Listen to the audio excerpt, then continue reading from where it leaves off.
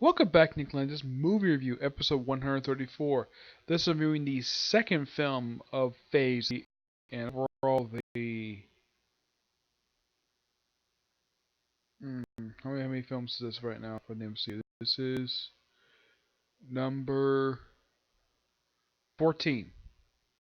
Yep. When this film was announced, basically, I was so happy this character finally get to appear in the MCU. Though, oddly enough, like Spider Man and Captain America and Thor, not his first time in live action. Nope, the first time was back in the 70s. Yep, in a TV movie known as Doctor Strange.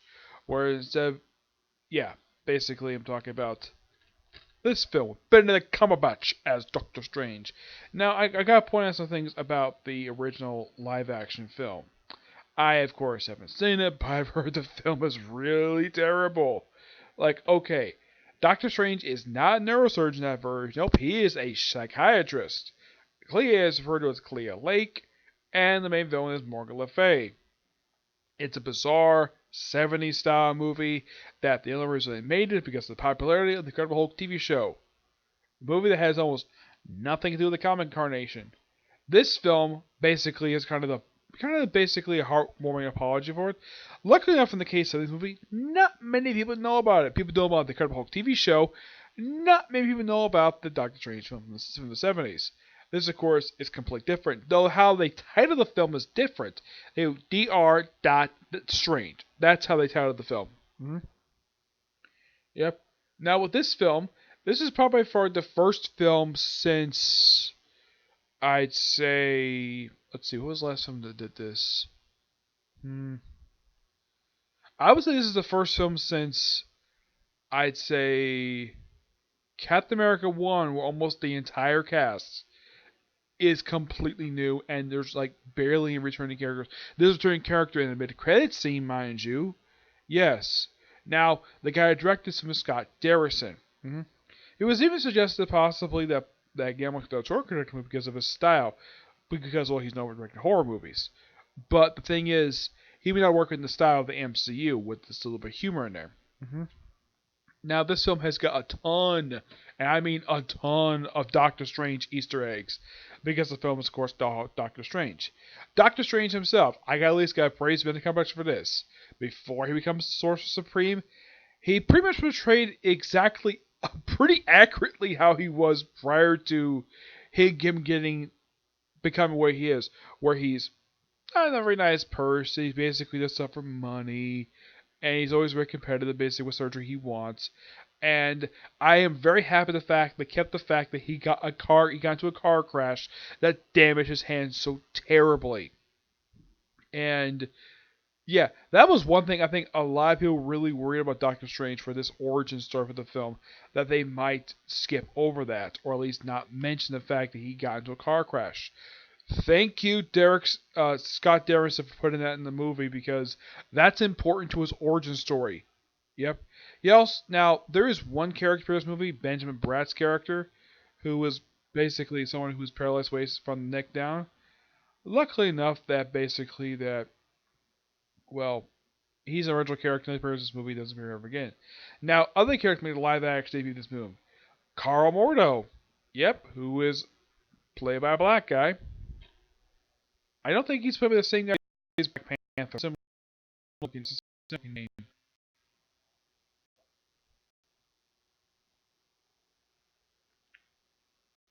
I think he is.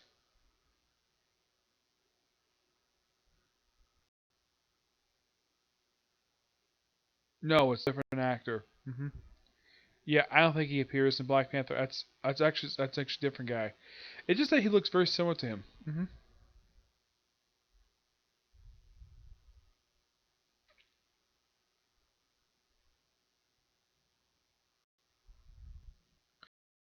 Yeah, this film only came out just 3 years ago. This film also has live action debut of the Ancient One, who is a white woman who's bald. Yes, I did know about the alleged whitewashing of the Ancient One. Here's kind of the thing about it. They did an Easter egg about an Asian one, but here's kind of the thing. I don't have a really big problem with the Asian woman portrayed by a white woman.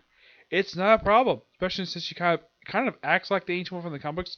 I mean, there's nothing that says the Ancient One has to be a guy, much less an Asian. I mean, if you look at the character, does he look Asian? Not really, no. And Carl Mordo is basically, even though he's based upon based on the character of the comics, he's basically, from what I heard, basically a combination of several elements of several different characters of the comics. It seems to have his villainous elements of the character transferred to Mads Mikkelsen's character. Yep, one of the very few films I've seen this guy in it. He plays a character named Carcelius, who is a villain from the comic books. Yes, he's the enemy Doctor Strange. Yep. And they mentioned Dormammu a few times. They also have Wong, played by Benedict Wong. Now, here's kind of the thing about Wong in this movie. Now, unlike in the comics, where he's treated as basically Doctor Strange's manservant, here he's a pretty capable magician, and he's not treated as his manservant, more like his assistant, per se. And basically kind of helping him in the way. Now, like in the comics, he does go to Tibet to learn magic. Though, unlike what I heard, it actually took him 25 years to basically master this stuff. In the movie, he managed to accomplish this in about 2 or 3 months. Yep. And there is a love interest for Doctor Strange's movie named Christina Palmer, who is a character in the comics. She's one of the characters who was a night nurse. Yep. She's played by Rachel McAdams. No, not the same person who played Lois Lane. It's a completely different actress. Yep, after the accident, pretty much Doctor Strange is nearly selling almost all of his possessions, which that is indeed true from the comic books. He did, in fact, do that. He had this almost all possessions, had almost virtually no money. Like he was virtually almost bankrupt because he wanted to see all these surgeons who will basically try to fix his hands. So they have him go to. He goes to Tibet thanks to Benjamin Bratt's character, and he gets there via some help from his ex-girlfriend. Okay, so he goes there, and of course, well, he meets with Carl Mordo, who basically kind of takes him to place, and he thinks that what person is Ancient One, then it turns out it's Tilda Swan, and of course, they agree to teach him magic, and of course, help him fix his hands. Yeah. So he also has this thing when he lays in the movie where he is basically learning some special spells, kind of like private teaching himself, because he's basically, well, he's kind of a similar type of Tony Stark in a way, except that he's not being openly about it. He's basically very secretive about it. Of course, Agent was not very happy with some of his tactics he uses, and well, eventually they want him to leave, and then the movie opens. Basically, now I kind of missed the opening bit of the movie where Mads Mikkelsen's character is attacking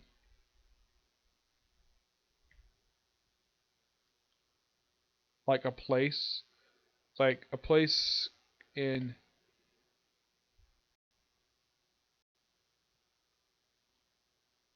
yeah, Kamaja is actually from the Doctor Strange comics. Yeah, it's some building, a place called Kamandu in Nepal, okay. Yeah, he kills a person to steal a scroll. Yeah, that's the main villain does. Just so he can... What is the scroll for? Summoning Dormammu. That's the simple gist of it. Dormammu does show a movie for like one scene. He's played by Benedict Cumberbatch, and when I saw this scene, I do agree with the sentiment about this particular version of the character, about Dormammu appearing in the movie. Like, he is by far the first cosmic villain to actually be depicted correctly. Yes, because apparently Fox and Warner Brothers did not care about portraying their cosmic villains correctly. Like Galactus was pretty much a purple cloud in Fantastic Four: Ace of Silver Surfer. Parallax was this brown CGI awful looking cloud. Why the clouds for, I do not know. And plus, basically, Parallax was a terrible villain to start with for Green Lantern. But at least I got praise for this. Dormammu is not the main villain. He simply put a villain they sell for later, but at least makes physical appearance in the movie. I like the fact he's voiced by Benedict Cumberbatch, which kind of makes sense because he's two enemies. And you don't get full version of his body, but at least you can tell that, yep, that's indeed him. That's Dormammu. And the Dark Dimension, the way it looks, it's a bit different how it's depicted in the comics, but actually it's quite similar. But hey, it looks fantastic. Got praise like Garrison for that. The second Santorum does show up in the movie, and as a matter of fact, one of the battles in the movie takes place there, and that's where he gets his famous cape he's not wearing, and of course, he has his cape flipping his collar up. Yeah, apparently that was something Ben Competition known for doing on Sherlock. And having the collar up like that, that is actually pretty true to the comic counterpart. And he at least get praise. Now, do I have a problem with his suit look the way it does? Not really, no. But at least they keep the cloak of levitation red, and the fact it's called the cloak of levitation.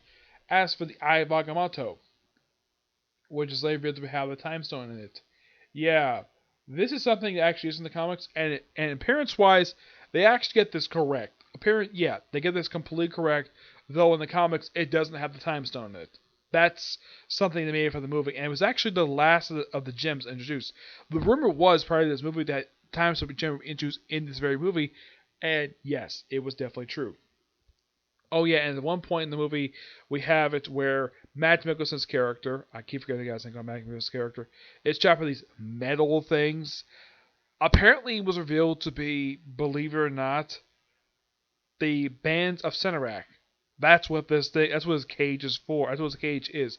The Bond Centerac, which is normally this red light that normally Doctor Strange from his hands. And I also appreciate, though, that they actually have Doctor Strange do this. You know, Spider-Man basically does this with his hands. Doctor Strange does the same thing. The reason why he does it, basically there's a reason for it, because Steve Ditko created both Doctor Strange and Spider-Man. So, and it was pointed out, though, in a one-shot by Spider-Man, that, hey, our hands do this. Isn't that strange? And Doctor Strange, yep, that is very strange. In fact, both of our hands can do this. Yeah, that was probably the writer of the book poking fun of that. But yeah, that's all Steve Ditko's doing, because he created this character. And I appreciate, though, the Second Santorum. I love all the objects in the place, which is very true to the comic counterparts. And the fact that the skylight is the same symbol from the comics, which I was so happy with that. I'm a Doctor Strange fan, so I love the character. Like, I love the fact they get a lot of this stuff right about the character. The second Santorum looks fantastic. Doctor Strange is portrayed by a great actor who's pretty somewhat accurate portraying the comics. Though people accuse me of Tony Stark light, well, that's kind of how he was in the comics, so I'd say kind of, but not exactly per se, but he's kind of like that. And I appreciate, though, they actually have with a goatee. And the fact he has gray in his hair, which is a trait Doctor Strange has had for years. And yes, one of his suits is no being blue, though it doesn't have the Y on the front of it. Yeah, I'm not surprised it doesn't have it, but I appreciate that Alpha is blue, which is basically one of its key colors. Yep, and they have the thing we have Doctor Strange confronting Dormammu, his arch nemesis from the comics. And he has the same line, I've come to bargain. And basically the deal is, I'll break a time loop if you take your followers to Dark Dimension. It's like, okay, fine. And they trap him there. And then, of course, during the course of the fight, the Ancient One is killed. Yes, killed. Though the actor does come back for Endgame, which I'll talk about that in a future review. Yep. Eventually, after he's defeated, Karl Mordo goes on his own and kills a bunch of sorcerers. Yep. He takes up Benjamin Bratt's character by taking away his magic. And, well, it has too many sorcerers, so time to trim them down. Yeah, he's coming. Now, as for Karl Mordo doing the whole thing of killing sorcerers, yeah, he never did this in the comics. That's taken from probably a different character he's probably taken from anyways. This movie overall is really good. Matt Mikkelsen's character is okay, per se, but now, his character is probably the only kind of negative about the movie, because he's just okay. He's not a terrible villain per se. His henchmen are basically just lame, nameless characters. I don't know who these people are, but it's still a really good movie. I do highly recommend it to people fans of Doctor Strange. And here's a little fun facts about this movie. The The scene to have Stan Lee make a cameo, because, well, Stan Lee has a cameo. That scene was directed by James Gunn. Yes, James Gunn of Guardians of the Galaxy. And there's a mid-credit sequence where you have Thor showing up. That's directed by the director of Thor Ragnarok. Yep, he directed that scene. Which, props to him for doing that. And it seems as though that the writer of the script may have done a ton of research on the character of Doctor Strange.